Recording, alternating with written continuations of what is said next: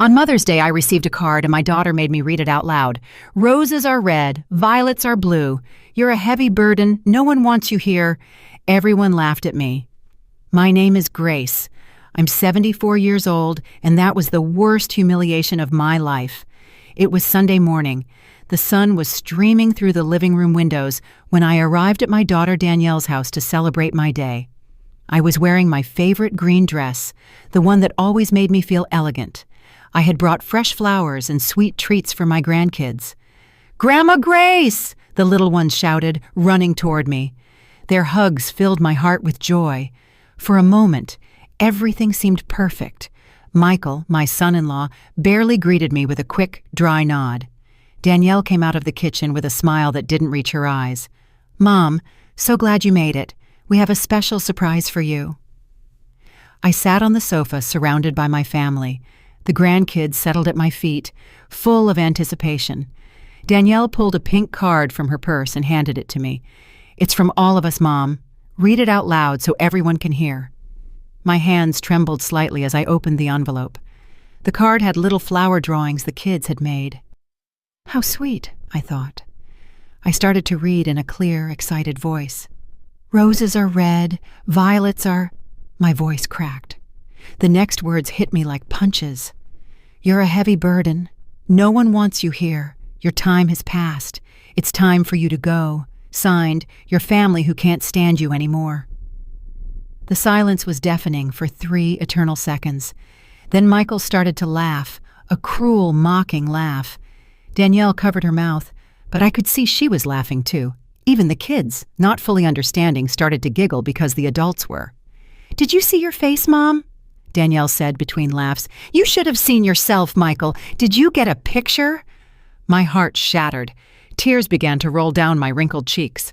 The card fell from my trembling hands to the floor. "It's just a joke, Mom," Danielle continued, but there wasn't an ounce of remorse in her voice. "Don't take it so seriously. You've always been so dramatic." Michael walked over and picked up the card from the floor. "Yeah, Grace, we were just playing around. But you know," he paused uncomfortably, "lately you've been a bit too present. Maybe you should consider other options." "Other options?" I asked, my voice breaking. "Well, you know," Danielle said, sitting in front of me, "there are some really good senior living communities for people your age, places where you can be with people like you. You'd be more comfortable."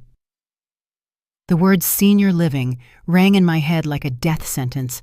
My own children wanted to get rid of me like I was old junk.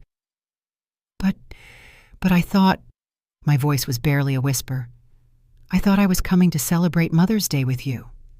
"And you are, Mom," Michael interjected in a condescending tone. "It's just time to be realistic. You're not young anymore. You need special care, and we have our own lives." The grandkids looked at me, confused. The oldest, barely 8 years old, came over and took my hand. "Grandma, why are you crying?" Before I could answer, Danielle pulled him away. "Come here, son. Grandma's fine. She's just being sentimental." I sat there, feeling more alone than I had ever felt in my life. On the day that was supposed to celebrate my motherhood, my own daughter had publicly humiliated me, turning me into the family's cruel joke. I slowly got up, my legs shaking. I should just go." "Okay, Mom." Danielle didn't even stand up to say goodbye. "We'll call you later." I walked to the door with what dignity I had left, but inside my world had completely fallen apart. That night, in my empty house, I cried until there were no more tears. But something had changed in me. The humiliation had woken up something that had been dormant for years. It was time for my family to learn the truth about who Grace really was. The next day, I blocked all of them. But first, I needed to remember how I had arrived at such a painful moment. I sat in my favorite armchair, the same one where I had nursed Danielle 45 years ago, and let the memories flow like a movie in my mind. It all started when I was 29 years old. Danielle's father abandoned us when she was only 3. One morning, he simply wasn't there. He left a note on the kitchen table. "I can't do this life. I'm sorry." He didn't even say goodbye to his daughter. I remember that night, holding Danielle as she cried, asking for her dad. "Daddy had to go far away, my love," I whispered, promising myself that she would never go without anything. And I kept that promise. I worked double shifts at the textile mill for 15 years. My hands were full of calluses from sewing uniforms late into the night. Every extra cent I saved for Danielle's education. When she was 17 and wanted to study nursing, I sold my mother's jewelry. It was the only valuable thing I owned. But I saw the bright eyes of my daughter talking about her dream, and I didn't hesitate for a second. "Mommy, are you sure?" she asked me that day. "Completely sure, my love. Your education is the most important thing." During her 5 years of university, I worked weekends cleaning offices. I would come home with a wrecked back. But when I saw Danielle studying at the dining room table, it was all worth it. The day of her graduation, I cried with pride. "We did it, Mommy," she said, hugging me tight. "This wouldn't have been possible without you." Later, she met Michael. At first, I liked him. He was polite, hardworking, and seemed to genuinely love her. When they got married, I paid half of the wedding. It was $12,000 that I had saved for years, but I wanted my daughter to have the wedding of her dreams. "Mom, this is too much," Danielle protested when I handed her the check. "Nonsense," I said, smiling. "It's the most important day of your life. You deserve it." When they bought their first home, I gave them the down payment, $25,000. It was all I had saved, but seeing them happy in their new home filled me with satisfaction. Then the grandkids arrived, 2 beautiful little ones who became the light of my life. When Danielle returned to work after her maternity leave, I became their free babysitter. Every day for 3 years, I walked 6 blocks to their house at 6 in the morning. I made the kids breakfast, dressed them, took them to the park, fed them, bathed them, and read them stories. When Danielle came home from work, the house was clean and the children were happy. "I don't know what we'd do without you, Mom," Danielle used to tell me in those days. "You're an angel." But gradually, something changed. The thank yous became less frequent. My opinions about the children started to be considered as interference. When I suggested that the youngest needed to see the pediatrician for his persistent cough, Michael told me, "Grace, we're the parents here." The first time they spoke to me like that, I stayed quiet. I thought maybe I had been too nosy. Then the subtle comments started. "Mom, you don't have the energy you used to for watching the kids." "Grace, I think you got the kids' vitamins confused again. Maybe you should rest more at home." But I kept going every day. I kept helping. I kept giving my all. 2 years ago, when Michael lost his job, I started giving them $500 a month so they wouldn't lose the house. "It's just temporary," they said, "just until Michael finds something better." Michael found a new job 6 months later, but they never told me to stop sending the money. They just kept receiving it as if it were their right.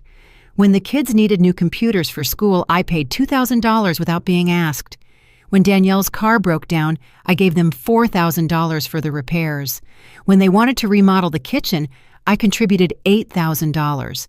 Little by little, I became the silent provider, the one who was always there to solve their financial problems, but who was no longer invited to important family decisions. A year ago, Danielle organized a family dinner for Michael's birthday. I found out by chance when one of my grandkids mentioned the secret party they had.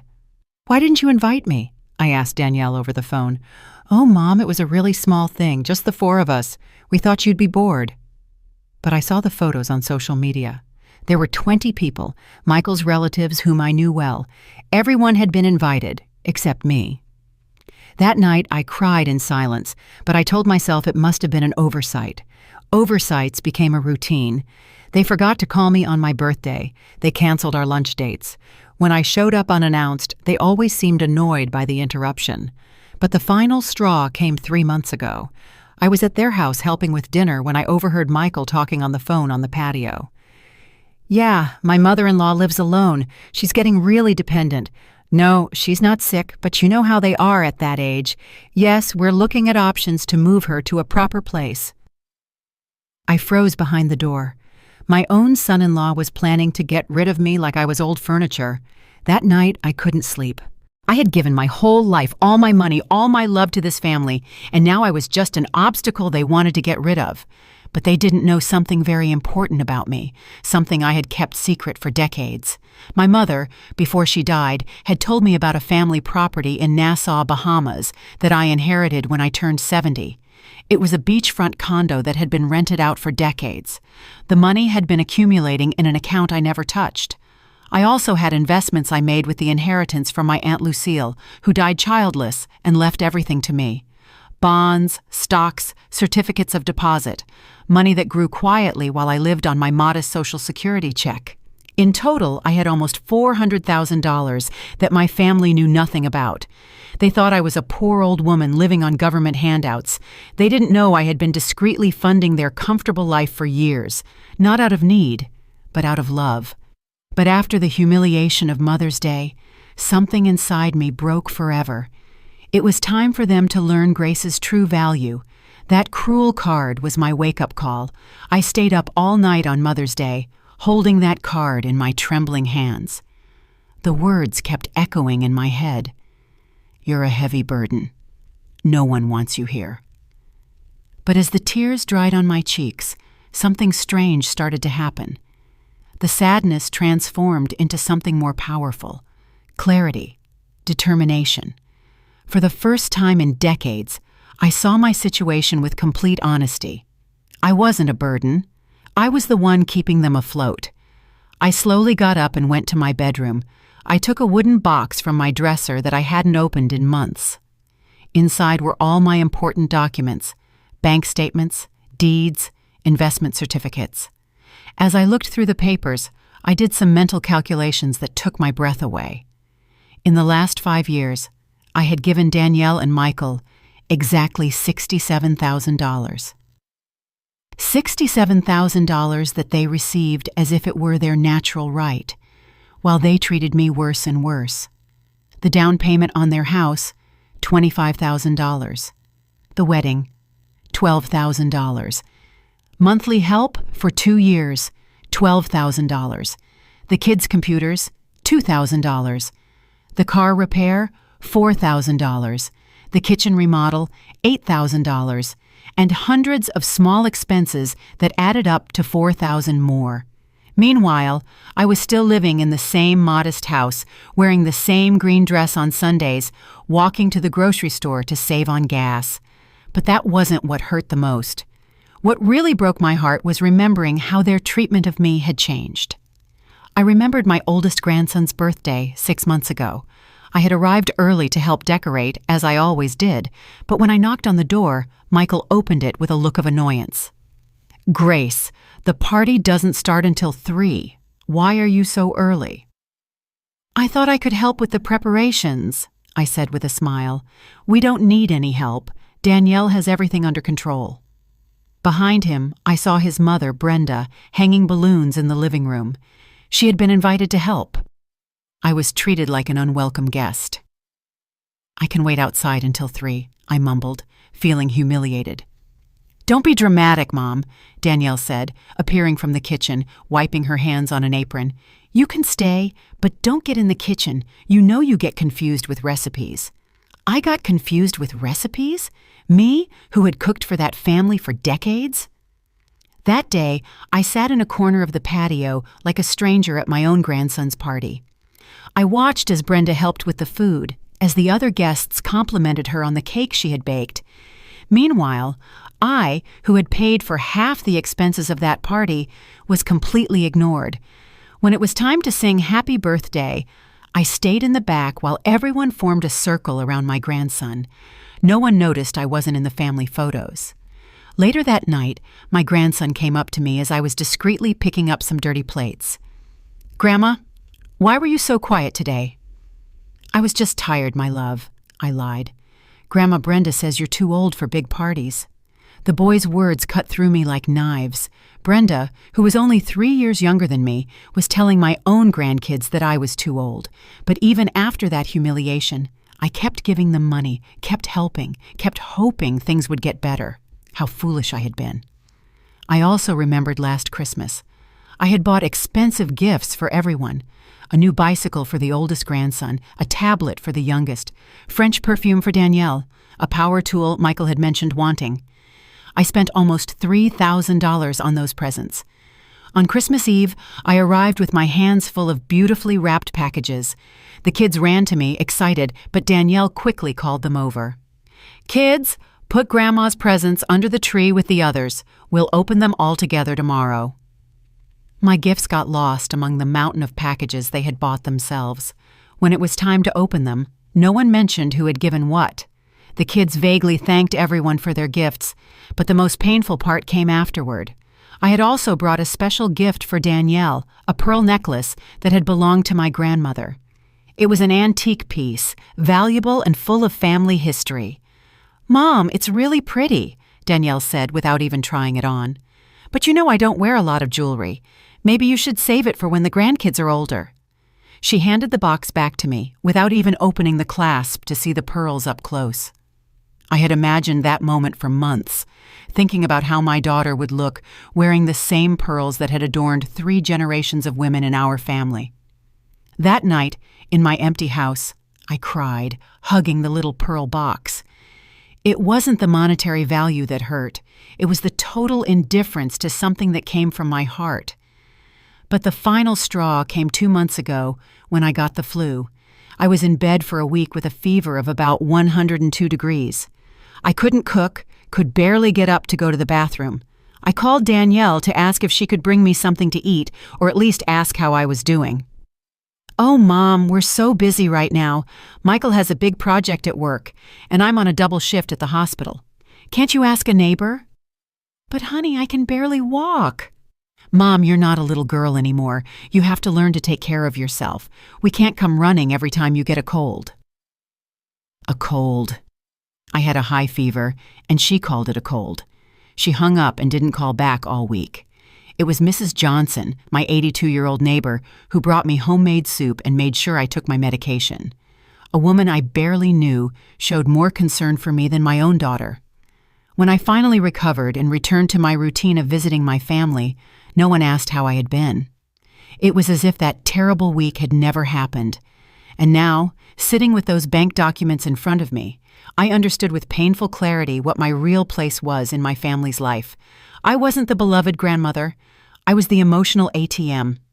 When they needed money, there was Grace. When they needed a free babysitter, there was Grace. When they needed a scapegoat for their frustrations, there was Grace. But when Grace needed love, care, respect, or simply a phone call during an illness, Grace didn't exist. That night, I made the hardest decision of my life. I took out my old laptop and logged into my online banking for the first time in months. I had to make some important changes. First, I canceled the automatic $500 monthly transfer to Danielle's account. Second, I closed the joint savings account we had opened for family emergencies, which only they used. Third, I changed my will. Everything I had designated for Danielle and Michael would now go to a foundation for abandoned seniors. And fourth, I did something I never thought I would do. I bought a plane ticket. It was time to see that property in Nassau I had inherited. It was time to start the life I deserved. But before I left, I was going to make sure my family understood exactly what they had lost. It was Tuesday morning when I executed my plan. I had slept for only 3 hours, but for the first time in years, I felt completely awake, completely determined. I got dressed in my most elegant gray suit, the one I had bought for Danielle's university graduation, but had barely worn. I carefully applied my makeup and styled my hair into a sophisticated bun. I wanted to look like the powerful woman I really was, not the needy old lady they thought I was. First, I went to the bank. My financial advisor, Mr. Henderson, was surprised to see me so early. "Mrs. Grace, how can I help you today?" "I need to make several important changes to my accounts," I said, in a firm voice. Over the next 2 hours, I completely reorganized my finances. I canceled all the automatic transfers to Danielle's accounts. I closed the joint account we had opened 3 years ago. I transferred money from my investments to my main checking account. "Are you sure about these changes, ma'am?" Mr. Henderson asked, clearly worried. "These are very big moves. Completely sure. It's my money, and I can do what I want with it. Then I went to my lawyer's office, Mr. Franklin, who had handled my family's legal affairs for decades. I need to completely change my will, I announced without preamble.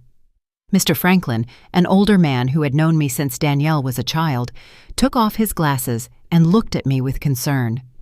Grace, is everything okay? This is a very drastic change. Everything is perfectly fine. For the first time in years, I see things with total clarity. I explained exactly what I wanted. Everything I had designated for Danielle and Michael would now go to a foundation for homeless seniors. I also established a trust for my grandkids that they could only access when they turned 25, and only if they maintained genuine contact with me, not out of family obligation. Grace, don't you think you should think about it for a few more days? These decisions are irreversible. I've had 74 years to think about it, Mr. Franklin, and the last 5 years have taught me everything I needed to know. I signed the documents with a steady hand. There was no shaking, no doubt. My next stop was the travel agency. I had researched my property in Nassau all night. It was a 3-bedroom condo in a beautiful neighborhood. It had been rented for years by a property management company, generating income that was accumulating in a Bahamian account I had never touched. I want to fly to Nassau this Friday, I told the travel agent. Is it a tourist trip, ma'am? No, it's a liberation trip. I bought a first-class ticket. If I was going to start my new life, I would do it in style. But before I left, I had to do one more thing. I had to write the letters. I got home at noon and sat down at my desk. I took out elegant letterhead I had bought years ago but never used.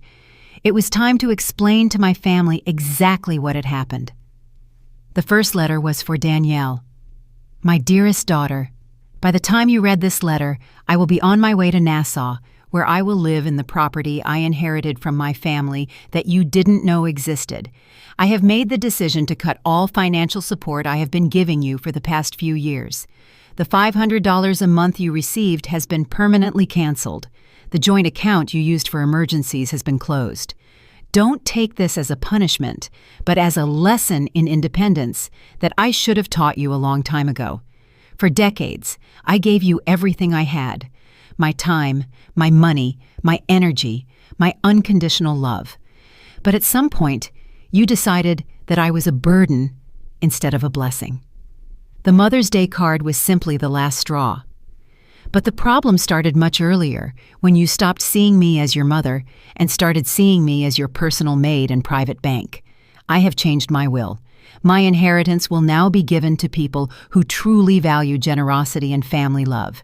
Your children will have access to a trust when they turn 25, but only if they prove they can maintain a genuine relationship with me. Do not look for me for money. Do not call me to ask me to come back. Do not send the grandkids to emotionally manipulate me. If you really want to get your mother back, you're going to have to prove that you value me for who I am, not for what I can give you. Your mother, who has finally learned to value herself, Grace. The second letter was for Michael. Michael, I never saw you as just my son-in-law. I accepted you as the son I never had, but you turned me into the awkward mother-in-law you wanted to get rid of.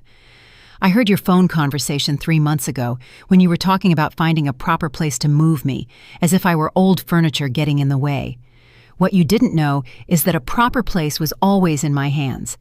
I have a property in Nassau, investments that generate more money than you make in a year, and the financial freedom to live wherever and however I choose. For years, I quietly funded your comfortable lifestyle. I paid for repairs, helped with expenses, covered emergencies. I did it out of love, not obligation. But you interpreted my generosity as weakness, my availability as dependency, my love as an annoyance. Now, you will have to stand on your own 2 feet. After I finished the letters, I put them in an envelope and left them on my coffee table, ready to be discovered. Then I sat in my living room, smiling. It had taken me 74 years, but I had finally learned the most important lesson of my life. You teach people how to treat you by what you are willing to accept. For decades, I accepted crumbs of love because I was afraid of being alone. But it turns out that being alone was infinitely better than being with people who didn't respect me. And now that I had learned that, I wasn't really alone at all. I was free. I was going to Nassau. And for the first time in a long, long time, I was excited about my life.